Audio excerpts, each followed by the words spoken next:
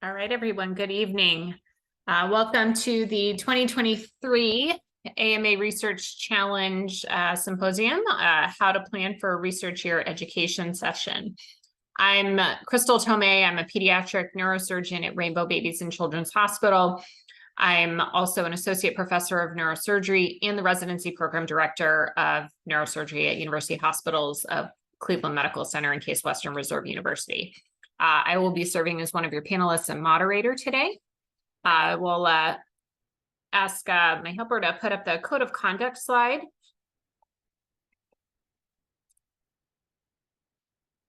So just as our session gets started, I want to take the time to remind everyone that our commitment to be courteous, respectful, and collegial in conduct of AMA events.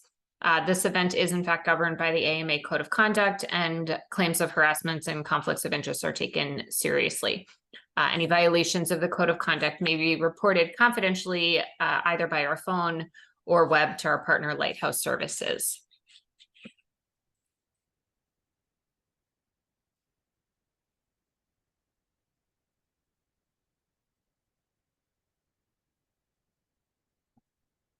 So thank you for your attention to ensuring that this is a safe, welcoming, and professional meeting.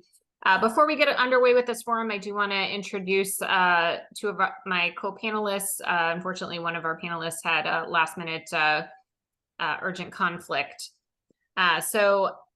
First, Dr. David Savage. He's a hematology oncology fellow at Scripps in La Jolla, California.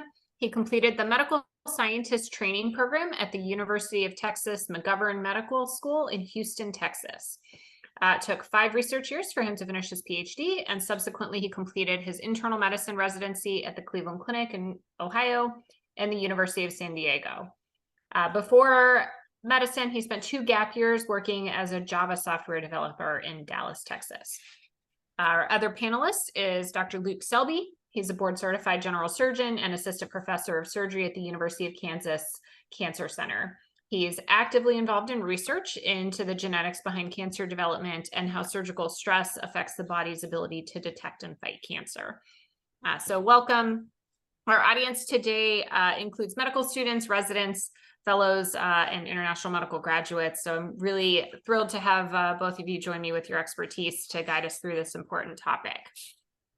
So just to get started, I will welcome anyone who's here. You can feel free to submit questions through the chat or just raise your hand. Happy to make this interactive, and the point is to be as interactive as possible.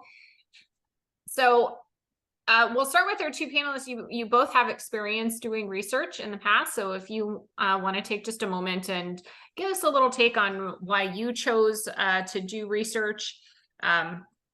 And then what would you kind of highlight as a primary benefit?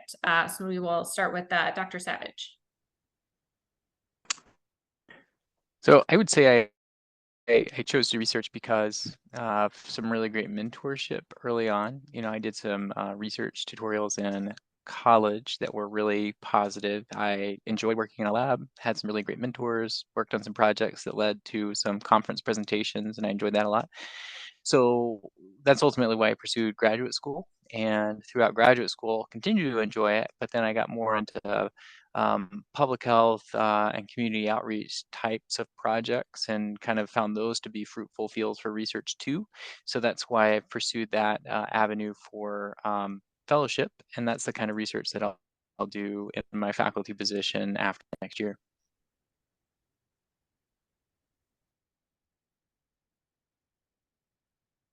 Dr. Selby? Yeah, so I actually, as a medical student, was pretty sure that I didn't want a research career. I applied to general surgery residency programs that didn't have a big research component. And it wasn't until I started my clinical residency and just frankly got curious that I then started thinking more about research. And it was just coming from the notion I'd be sitting in clinic and I'd have a question, and I'd realize that the reason I didn't know the answer to the question wasn't that I didn't know the answer to the question, but it was that the answer wasn't known. And it was sort of, I got frustrated by that, and I wanted to know why we didn't know the answer. So kind of like Dr. Savage started out with one type of research, finding the concept of research interesting, but then as his career has evolved, his research interests evolved. I was sort of the same way, except I started knowing I wasn't going to have a research career and sort of proved myself wrong over the course of my training.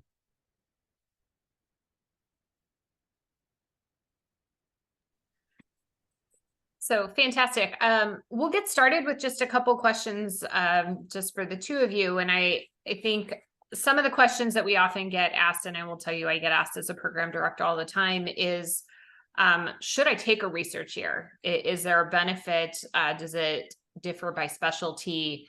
And do you feel that it made a difference in your applications? Dr. Selby? So I think you should do research if you find research interesting. And if you want to do research, you should consider it. And then if you find a mentor that you like with a project that you think would fit your strengths, then you should do research. But you shouldn't do it as a checkbox to get into medical school. You shouldn't do it as a checkbox to get into either a field of residency or a specific program. You shouldn't do it to get a fellowship. You shouldn't do it to get a job. You should do it if you like it. And if you're anything like me, if you do something you don't like, you're going to do a bad job at it. And if you take a research year between or in med school to boost your residency application and you get one paper out of it, not only has it not boosted you, but we're all going to wonder why you only got one paper. And unless it's in like Nature or Science, you haven't set yourself up well. If you want to do it and you do it well and you're in the right setting, then you've helped yourself. But if it's not what you want to do, don't do it. And just be honest about it. Like, we need, whatever the most competitive field is this year, we need people who are doing a lot of research in that field. And we also need people who are busy, excellent, good, strong clinicians. And that's what they do. Dr. Savage? Yeah, I completely agree with Dr. Selby said. I always feel a little bit sad for people that choose to do research when that's not really what their passion is, so I completely agree. If that's what you want to do because you have an intrinsic draw toward it and you feel like taking a year or two off to get some mentorship would help you be more successful with the career you want, then by all means do it. I think that you can get some scholarship during your residency or during your fellowship without taking a gap year. So, I've seen people who take a year or two and do research and they really have a lot to show for it, but then that ultimately doesn't move the needle in their application, because if there's other things about you that are not particularly strong and you try to just compensate with it for research, that only goes so far. So I would say do it if that's what you want to do because you're drawn to it and you want to learn how to do it better. That would be kind of the main reason to take gap years for research. Thank you, guys.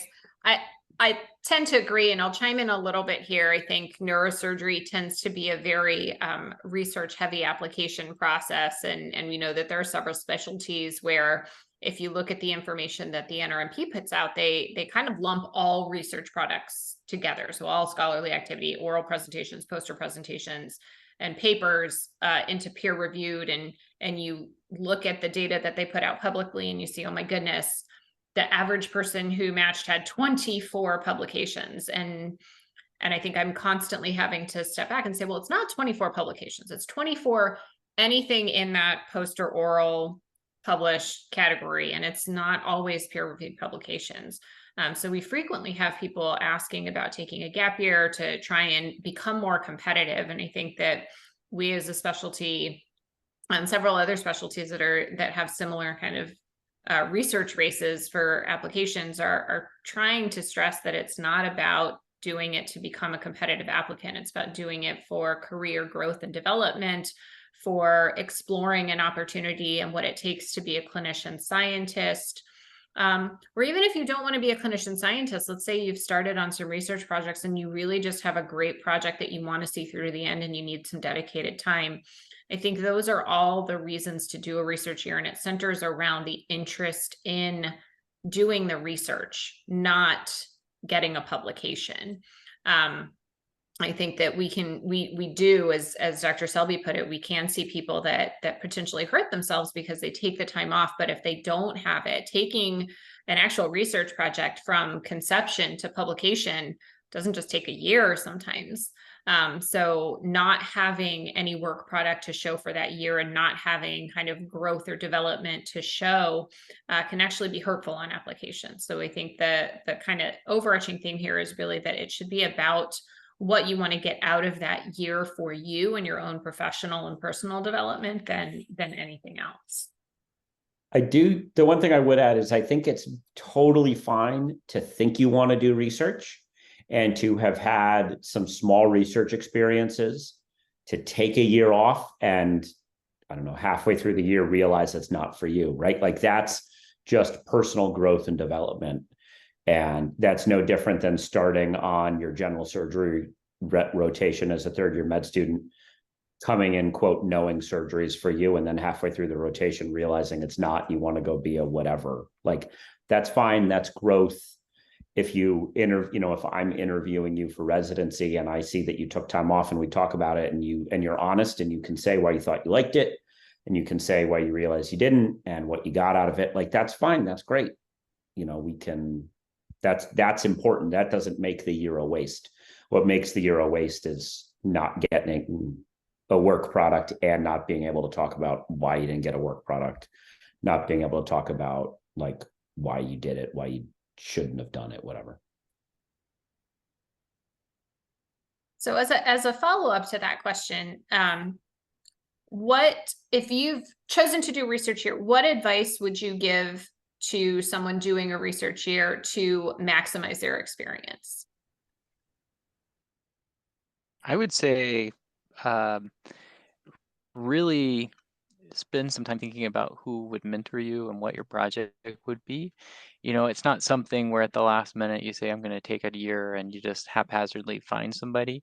I think a lot of the people that have had the best success probably 6 months or more ahead of time are kind of looking around, talking to co-students, co-residents to find out what other mentors are really good, and then maybe having a few informational meetings with some different people to find out what projects they're working on, what they think you could tackle in 1 or maybe 2 years if that's what you're thinking about, and then have some definite endpoints where you'd say, if I work on this and we get some progress, would I be able to go to a national meeting in my field or my intended field? Would I be able to have a first author or second author publication on this if the data works out? And that way you kind of have some goals to work toward, and it's not ambiguous what you're hoping to get out of the 1 year. Yeah, I completely agree.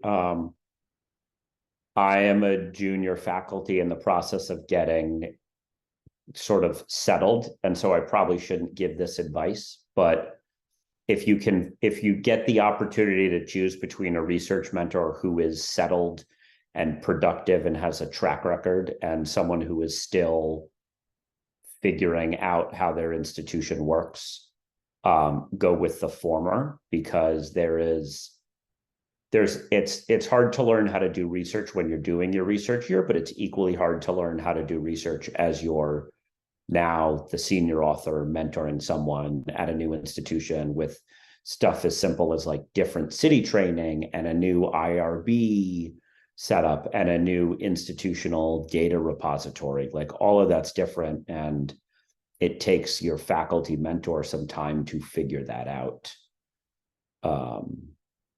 And again, like you have a small amount of time as the learner and as the mentee to set yourself up well to find out if you like research. And if you spend your time banging against like a new IRB process that your PI is figuring out, you're going to be by definition less productive. And I think the important thing is to, as we talked about a research year, if it's truly just 1 year, take some time to get started. So the time, if you choose to take a research year, the time to get started on the research year is not actually the start of the research year, it's before. You should talk to, try and find that mentor in advance, try and get an understanding of what their research is in advance. and start doing some prep work on that project so you can really hit the ground running that day and maximize what you're able to do that year. So I just received a message. There's some mention that some residencies, including general surgery, may not have a huge research component to the application project process. I think if you're able to expand on that, and then I can talk about it from kind of a more PD side and a little more familiar with kind of the global med ed landscape. Yeah, so within general surgery, which is the field that I know the best, obviously, there are some programs that expect as much scholarship as neurosurgery or anyone else. There are some programs that like to see it if you can be articulate about why you did it and how it is going to make you a better resident. And then there's some programs that don't care, and their mission is to train community general surgeons who are going to go out and do general surgery in the community. And all of those are super valuable and important, and you have to understand which one you're looking for. If you are in an MSTP program, you have an MD PhD, you have a bunch of publications, you have some grants, and then you decide you want to do community general surgery, and you can talk about why you started one way and have tacked to a different way, then I think you can apply everywhere. You certainly won't be successful applying without a research program and experience to the major 7-year programs that expect everyone to take time off. But what residency in general, at least my perspective, is what they are looking for is serious, interested, smart, curious people. And one way to demonstrate that you check those boxes is by doing research. Another way is by leading a school group. Another way is by tutoring kids on the weekends. Like, right, there are lots of ways to build your CV. There are lots of ways to show you're serious. Research is one of them. Dr. Yeah, just to echo that, I think it's most important that you do things that are consistent with your passions in life. So like you just said, if research is not it, don't, force a peg into a square hole. Do the thing that you're wild about, and then write about that on your application, and that will show. Also, I'm in oncology, and that's a research heavy field, but there's all kinds of fellowships. There's some that are more community based, where research is not as prioritized. And then there's your traditional academic programs that have almost a whole year of research time built into a 3-year fellowship.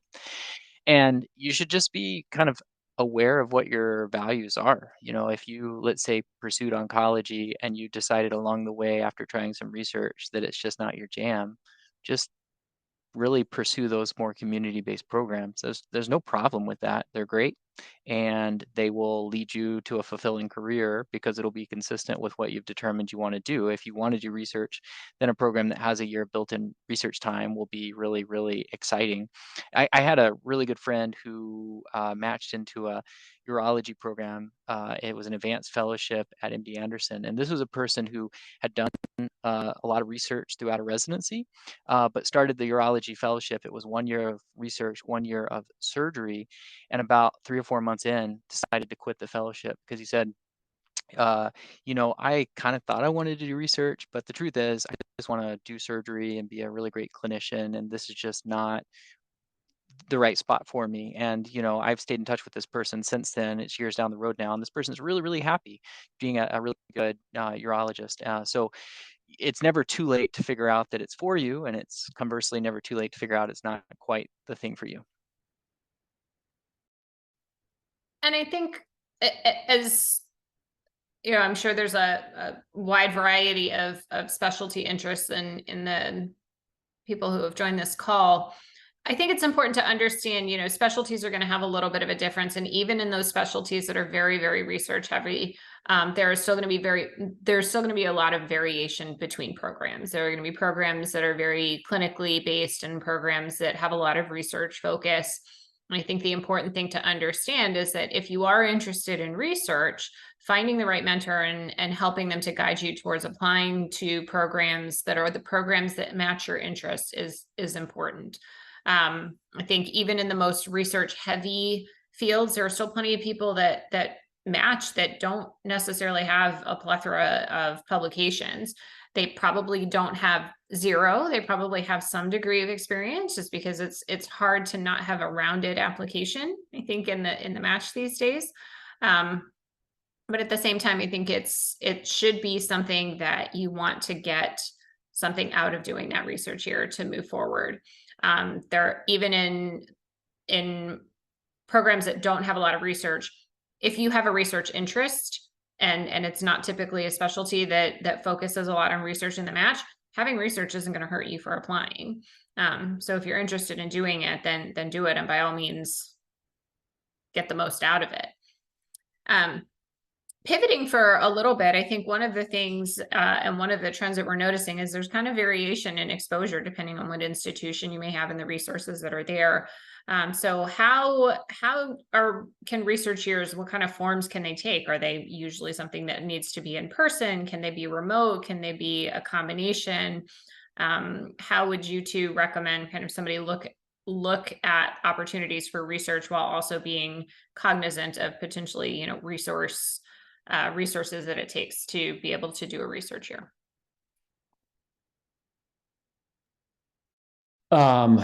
So I've been very lucky. I took 3 years off in the middle of general surgery residency, not at the institution I started my residency program at, but functionally in the same city. So we didn't have to move for that. And then actually transferred residency programs, finished my residency at a program that was very resource supportive, did fellowship at a place that's very resource supportive. And so this answer is going to color that, but I think in person's better. I think it's easier to get attention from your mentor when you can walk into their office than when you send them an email and try and set up a meeting.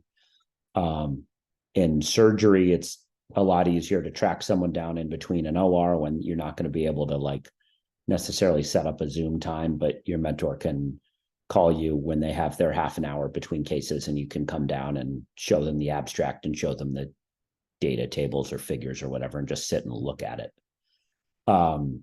Now, that was long before COVID and long before we learned how to do things on Zoom. So it's not as true as it once was, but I think the in-person connection is stronger. Yeah.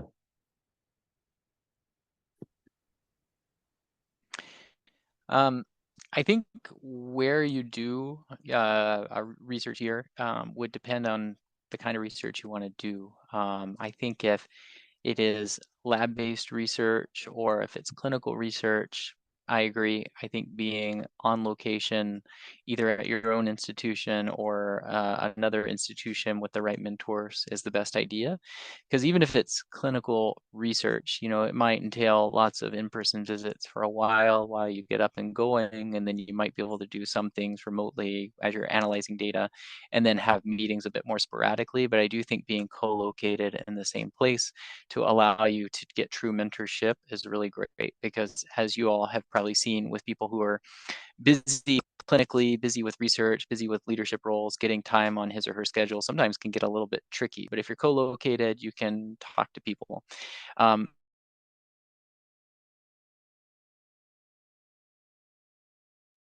There was somebody who worked in my initial lab who was a resident down at MD Anderson in Houston. And so she took 2 gap years and actually left the residency program, came down to MD Anderson, worked in our lab, got a lot of research done, and then went back to her residency program. So you don't necessarily have to do it at the same place. It's just wherever the best mentor is.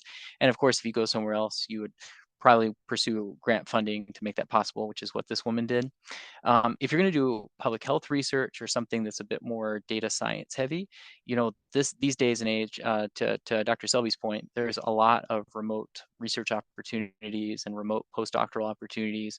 So if that's the kind of research you want to do, that could certainly be done from afar, but the mentorship part is something you want to make sure is going to be workable before you agree to it. Thank you. I think also some of it has to do with, the type of research. You can't really do basic science lab bench work remotely, but kind of scholarly activity looking at, chart reviews or retrospective reviews and that type of stuff, and more big data thing, I think is a little more amenable to it as we get more comfortable on Zoom. There's a question in the chat. What about taking research years during residency? Yeah, so that's what I did, and that's what we do in general surgery. There are, some places where medical students will take a year in medical school to essentially become more competitive for general surgery. But at the major academic programs within the general surgery world, most people take, and it's generally 2 years off either after their second or third year of residency. So you'll do, and this is what I did, 2 years of residency, followed by research years, followed by the final 3 years of residency, or just flip it. That's very field specific. Internal medicine, and I'll defer to Dr. Savage, but my sense of things is the research tends to be more built into the fellowship than it does into the residency. Yeah, that's correct. I would just say that anything is workable, no matter what your primary residency is, even if it's on a web page, not advertised that people take research years here. If it's something you want to do, it's always worth discussing with your program director, because there is more flexibility than you can imagine. The only thing, if you're taking a research gap year or 2 years, is you have the just real world facts of how do I pay for my time? How do I support my cost of living while I'm doing research? And there's lots of ways to find, grants for a short period of time, or get onto the funding stream of the person that you're working for. And that's all very negotiable. In internal medicine specifically, I think one thing to consider, and I've seen this done both ways, is if you were to take, let's say, a gap year during your residency, you might only get paid at whatever your PGY appropriate salary level is during the residency.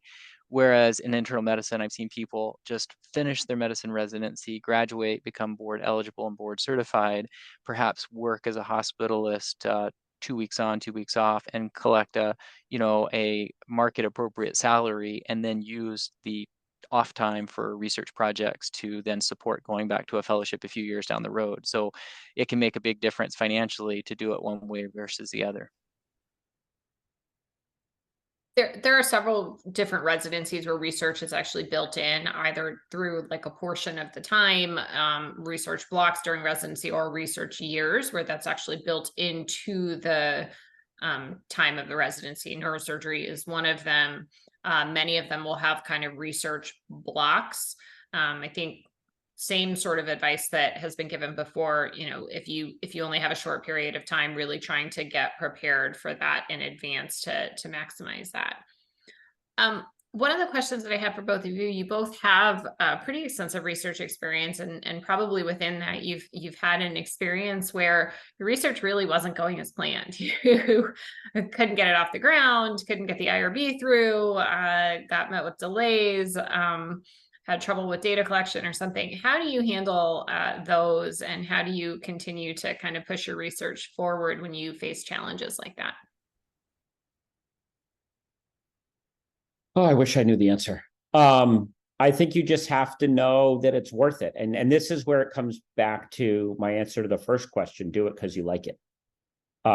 Because it's frustrating. It's, in fact, I'll give you a very personal example. I'm working on a project now with one of our residents where we're trying to download a bunch of data from our institutional data repository. And we know by definition, it's all captured electronically. It's all input into Epic. And if it's all input into Epic, it's stored somewhere. And if it's stored somewhere, it's downloadable.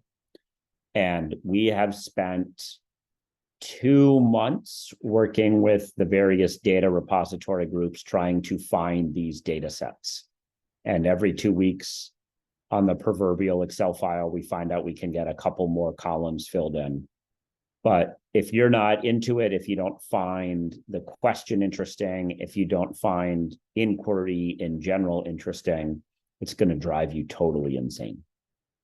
And so I think it comes back to perseverance, and I think it comes back to liking the notion of research and liking the question, and hopefully in my mentee's case, liking the mentor enough to keep with it.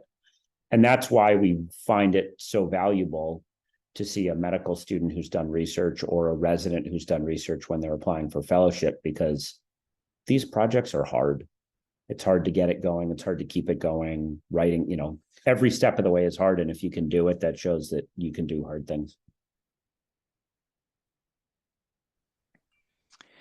I had an experience where one of the projects I was working on kind of stagnated because we were having difficulty creating a model cell line. And there just was not the expertise in my lab to get the project off the ground. And so I started looking around within the institution for people using similar techniques, and found a postdoc who had a lot more experience than me in doing exactly what I was trying to do. And within a matter of months, she was able to help me build the tools I needed to get the project done and finish. So the example there is to say that if you run into a roadblock, kind of think more broadly, even beyond your mentor and the other people in your group sometimes. What are the experienced people at my institution who can help get me going? I'll give you another example. I had to change labs midway through my dissertation work because the mentor I had was actually leaving for another job opportunity. And at first I was like, oh my gosh, this is going to be a little bit hard to work through. But I reached out to some of my committee members, and they gave a lot of great advice. They helped me find a new mentor to kind of transfer into. And then I stayed with that person for the remaining years of grad school and finished a great project. So if you run into a roadblock, it could be a data roadblock where things are not working as you thought, or it could be administrative where funding has changed, or it could be personality related where the person you thought you were going to work really well with is not the ideal mentor. People encounter these kind of problems all the time, and rather than just throwing in the towel and just biding your time until you go back to medical school or residency, I would say think about how you can change your situation to make it work, because your time, as always in life, is your most valuable attribute and asset. And so you just have to figure out ways to make the best use of it. To piggyback on that, there's been a lot of talk about making sure you kind of have the right mentor. How do you even go about finding a research mentor as a medical student?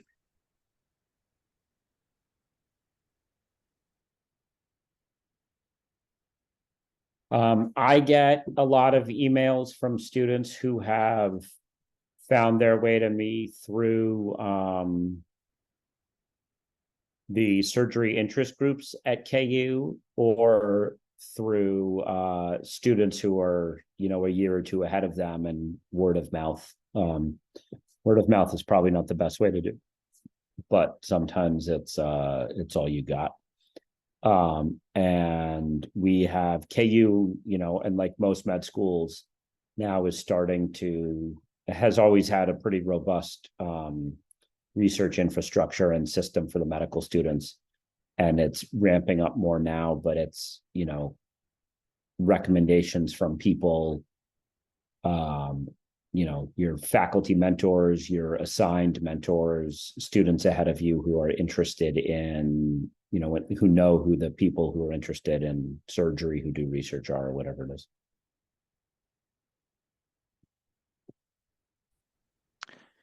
Yeah, I think the word of mouth system, even when I was in graduate school, was just invaluable, because you'll read nice bios on the website of the medical school or the research institute that you're associated with, but that gives you very little idea of what is the work environment like, what is this person like as the mentor, and how realistic is it that they'll help set you up with a very time limited project to get to your goals, which are to get something tangible like a publication or a poster by the end of your experience. And so I think kind of talking to other people who are a bit more senior than you who have done research experience is super valuable.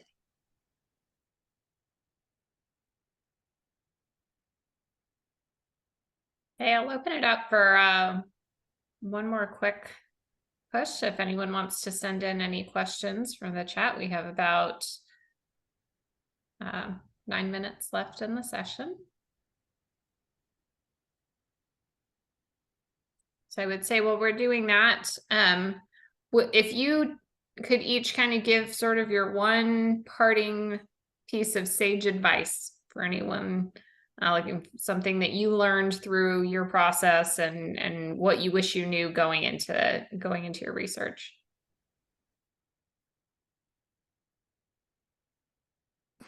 I would say to just, as best you can, be honest with yourself about what your goals are. And it sounds like many of you are interested in research because that's why you came here, and I'm really excited about that. If the extreme case that Dr. Selby described, where you start research and you realize it's just not your thing, it's okay to change the goal and say, I'm gonna kind of bow out of this gracefully and pursue other opportunities. If you start doing one kind of research and you decide to change, so research is still your thing, but the kind of research you want to do needs to change so that you stay happy, that's equally important, and that happens all the time too, and that's great. So just be a little bit introspective about the choices you make to be sure that you're spending your time in a way that really is satisfying. Yeah, I think that, and then don't be afraid to reinvent yourself. You've heard both Dr. Savage and I tell our stories. What I didn't, the piece I didn't tell you is the reason as a medical student I was so sure I didn't want to do research is I was a biochem major in undergrad, like many of us were, and sort of thought I wanted to be an MD, PhD basic scientist. I loved my basic science classes, or my science classes in medical or in undergrad, and I'd loved the lab work in biochemistry lab and my various science classes. And so I took 2 years off between college and med school and was a lab tech, thinking I wanted to apply and be an MD, PhD basic scientist. And I realized that that was not the life for me. And what I would honestly describe as like the tedium of physically doing PCRs and like physically doing research, which is what lab techs do, right? You're the one who physically puts the water in the tubes, was very much not for me. And so I got turned off from research, and then in general surgery, realized I liked it, and then realized I wanted to be a surgical oncologist. And oncology and surgical oncology are pretty research heavy. And now I'm actually working with some of our cell and cancer biologists, and we're putting together a proteomics and metabolomics grant proposal that's getting put in on the clinical diseases that I treat. And I'm doing none of the real hardcore science, but I'm the one with the clinical question. And so I found my way back to basic and translational research, just with someone else doing the nitty gritty, because that's not what I can bring to the table. What I can bring to the table is the clinical question. And it's just so interesting to me because when I graduated medical school, and I won't say how long ago that was, like if you had told me then that I was going to, have a basic science research component collaborating with other people, I would have had a lot of choice words for you that would violate the AMA's code of conduct. And yet now I do. So we got one final question from the chat. Can you talk a little bit about the value of research in general versus trying to find research specifically in the field that someone is interested in? I think this is very, very specific to your field. So within general surgery, there are a great number of fellowships that want research, and there are a great number of fellowships that don't really care. Of the fellowships that want research, most of them want to see that you're curious and you're interested. So surgical oncology, a lot of the fellowships want you to have done research, but if you know you want to be a surgical oncologist, but your clinical mentor who you like the most in residency is a vascular surgeon, and they have a really cool research program, and you spend time with them, and you can tell a cool story about how your vascular surgery research has given you a toolkit that you can use on surgical oncology questions, but the best opportunity for you at that time was to do vascular work, it'll fly for most people. If you want to be a pediatric surgeon, you better be doing pediatric surgery research, because that's the culture in that field. Dr. Savage and Dr. Tomei can talk about their things, but I think it's very, very nuanced. It's very residency specific and fellowship specific.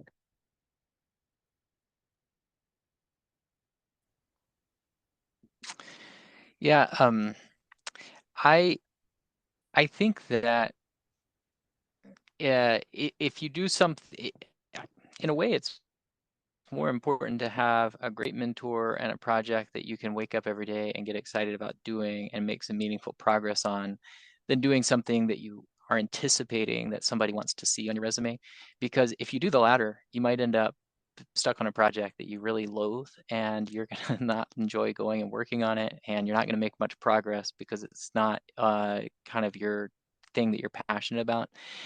So if you could find something that you really care about, make some meaningful progress, learn research skills, that I think is much, much more important, because what you're trying to build is not necessarily a particular publication, but a skill set for doing research. And that's how I kind of sell myself. I did basic science research, but I do a different kind of research now, because the skills I developed for one have translated to the other. And that's how I would describe it to any program that you're looking at applying to. And I think that most people in leadership positions can relate to that. I'll say, speaking as a program director who's constantly looking at CVs, that we see it all the time, that people get into early on in medical school, they kind of, hey, I found a great mentor, I started doing this research, and then I discovered what field I was interested in, and as soon as I discovered that field, I sort of shifted my area of scholarly activity. I think Dr. Savage hit the nail on the head. The point of getting involved in doing this is to develop the skill set that will help you in your career. I think if it's just a matter of doing it for the sake of trying to sell yourself to a program as a medical student, I think as a resident applying to fellowship, that's very different, because then you've sort of solidified your field. But I think as a medical student, that the academic curiosity and the ability to be interested in the process of taking a research project from a question to a publication is valuable in and of itself. And the real question when it comes to applying is the narrative that you're able to build around that. What you learned, what your experience were, and some of it has to do with what you have available. If you don't necessarily have at your medical school a department that's strong in research and what you want to do, then take advantage. But you're interested in research, take advantage of what you do have. And I think the resources that you have become very important.